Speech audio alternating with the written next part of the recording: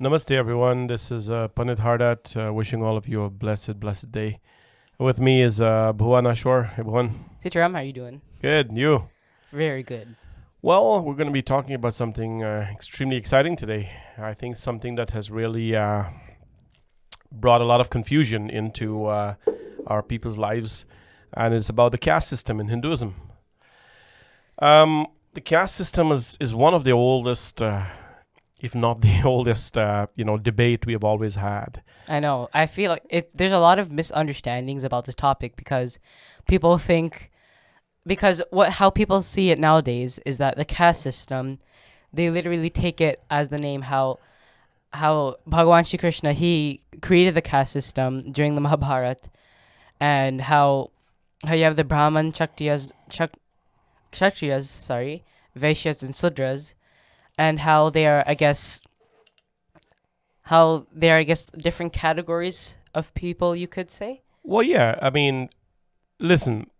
It's not like a hierarchy. That's the complete Oh, opposite. well, let's look at it what it is, because I think the confusion around the caste system today is because, one, the lack of understanding of what it is. Hmm. Right. First of all, lack of understanding. What does it mean to be a Brahmana? Yeah. What does it mean to be a Kshatriya, Vaishya, and Shudra?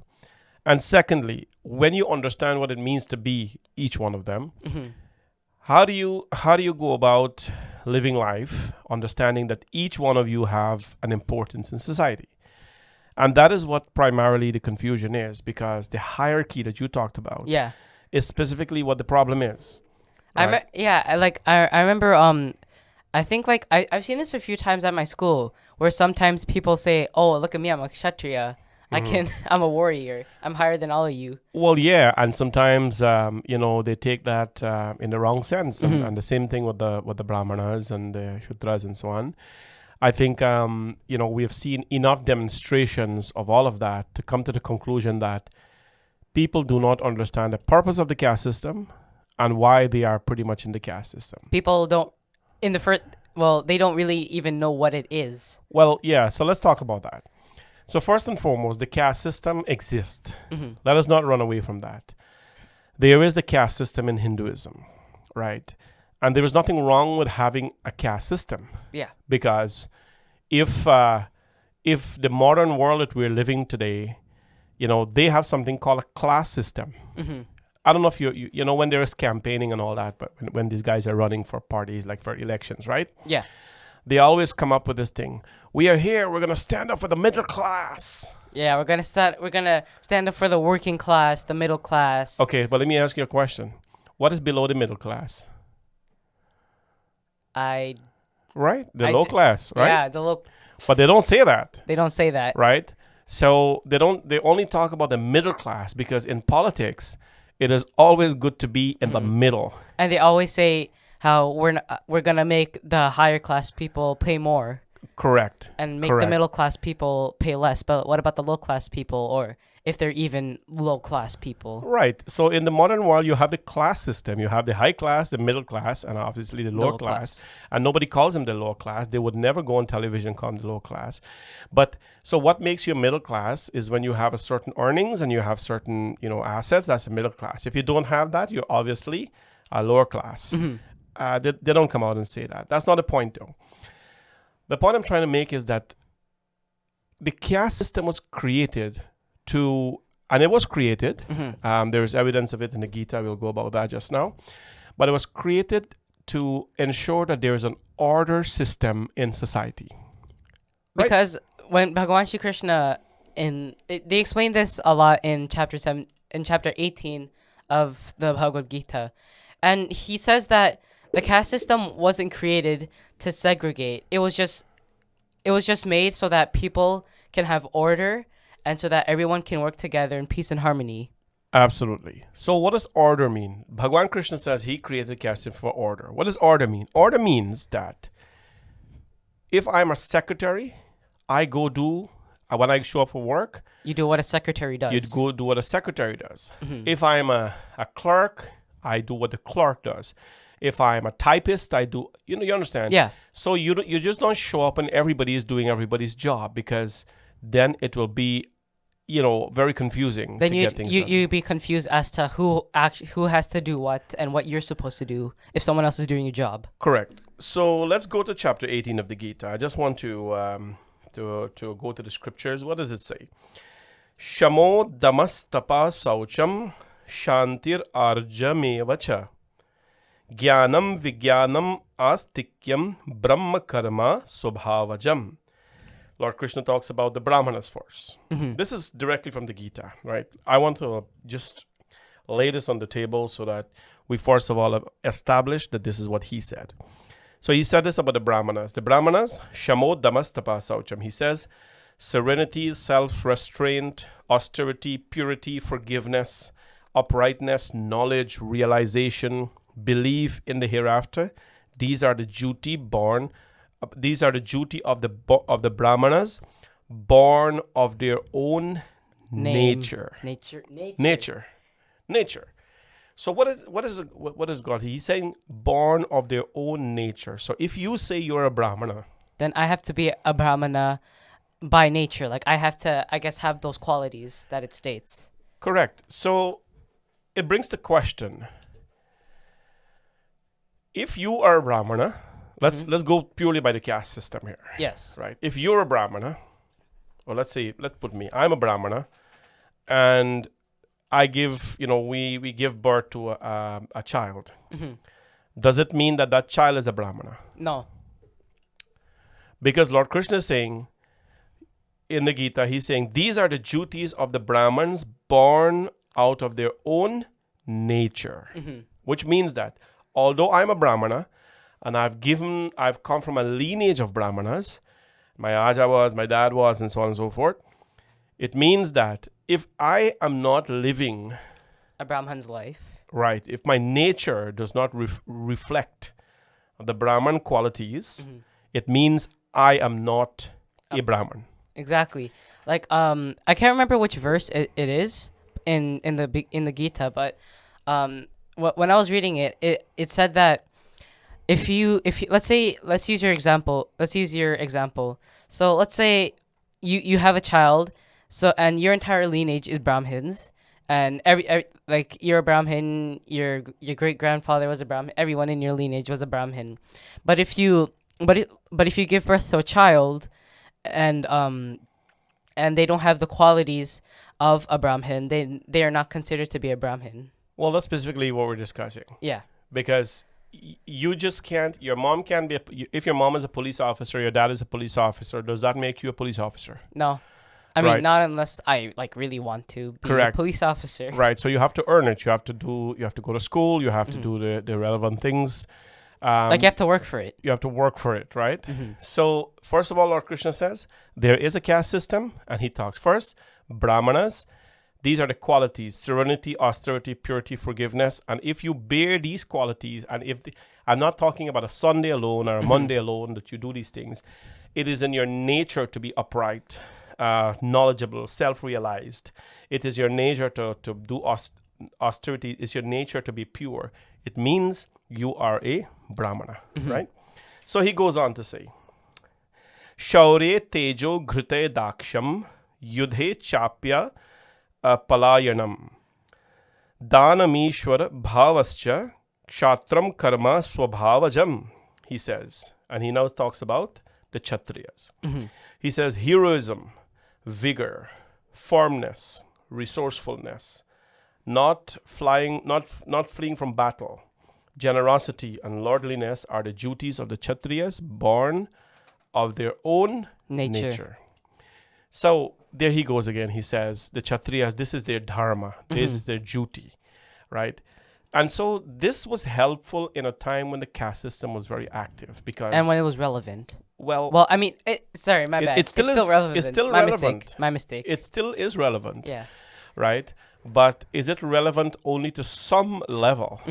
That's the question, right? So let's look at that. So he says the Kshatriyas, these are the words of Krishna to Arjun. Arjun, this is a Kshatri, and this is their duty.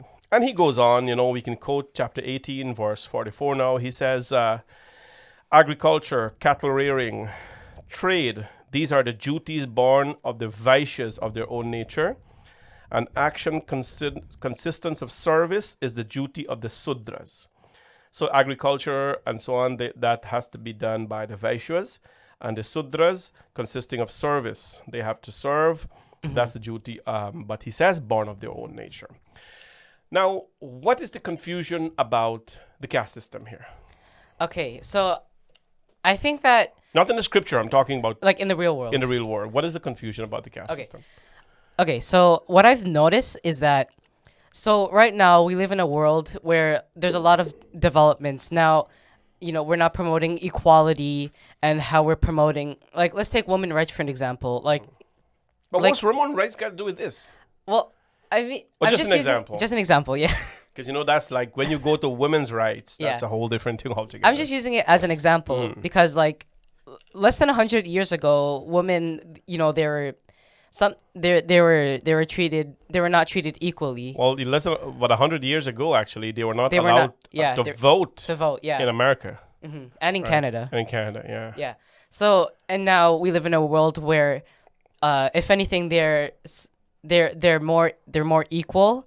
They're working as hard as just as everyone else, and I guess they're more equal to everyone else. I guess. now. Yeah. So the equality question always comes, And when people see as like a caste system, how some people are above and some people are lower, they automatically think a hierarchy. Well, the point I can't understand is that how can we even think of this as a hierarchy when one cannot literally function without the other?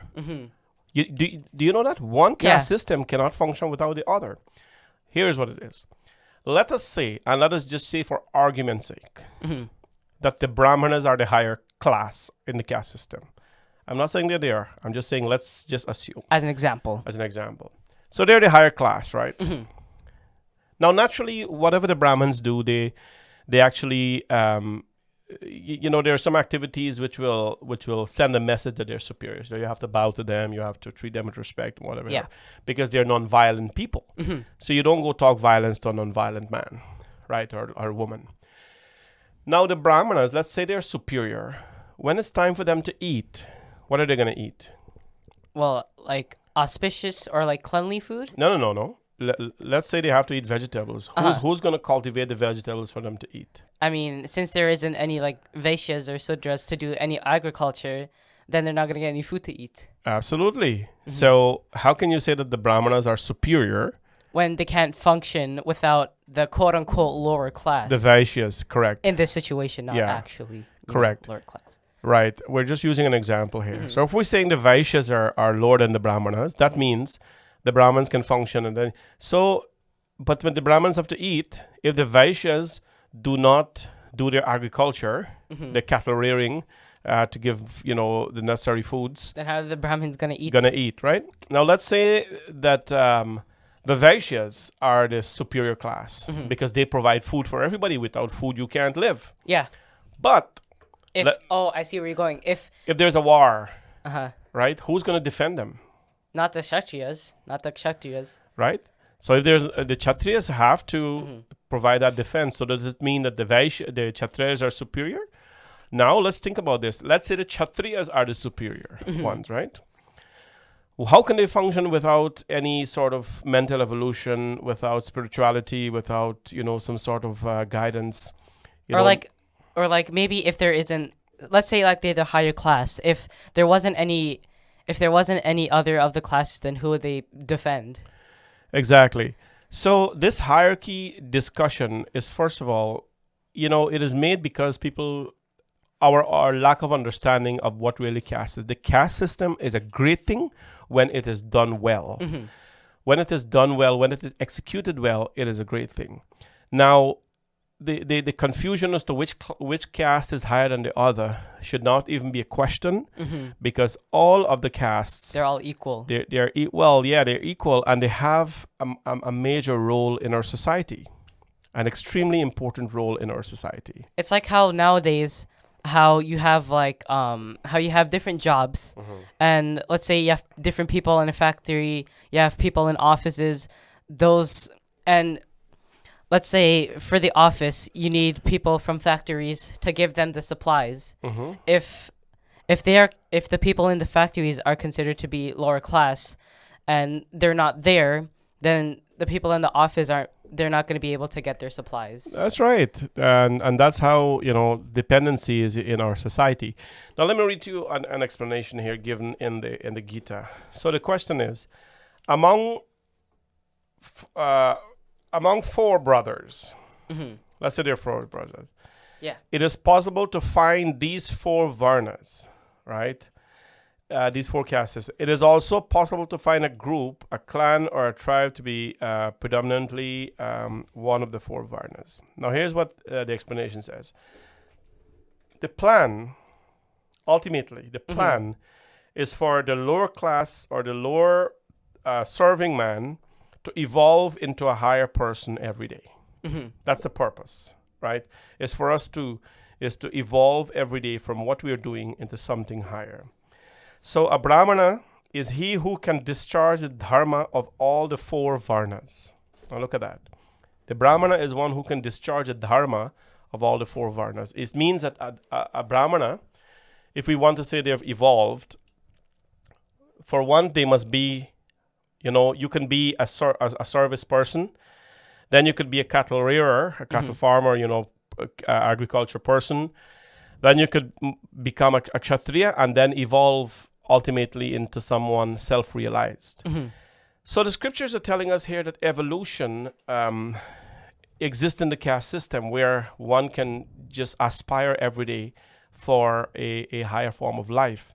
But in no way at all Hinduism has ever talked or discussed or presented the caste system as something superior, or in the caste system where there is someone superior than the other. This is certainly a huge misunderstanding in the life of many people.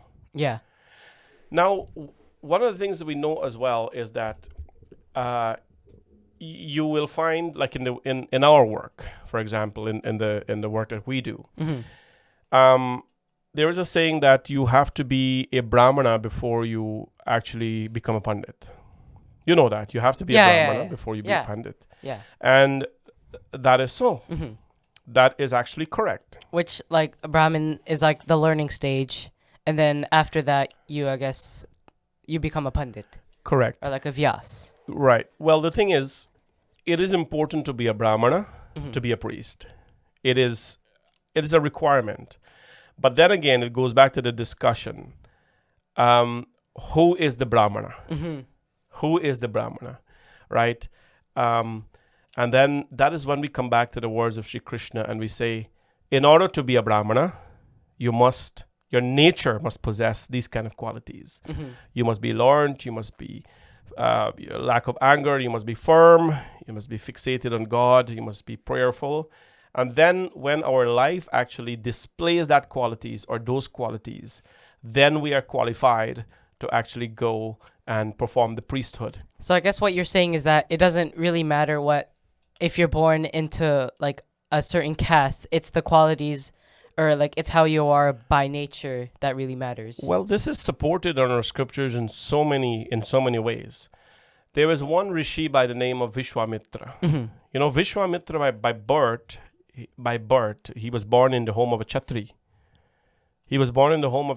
So Vishwamitra is one of the Saptarishis, one of the 7 sages who Bhagwan Shiva educated and told them to go, pass the message of the Vedas around. So he was born into a Kshatri clan, but it is through, the process of evolution where he did tapasya, where he prayed, where he performed severe penances, his nature changed from a Kshatriya to a Brahmin.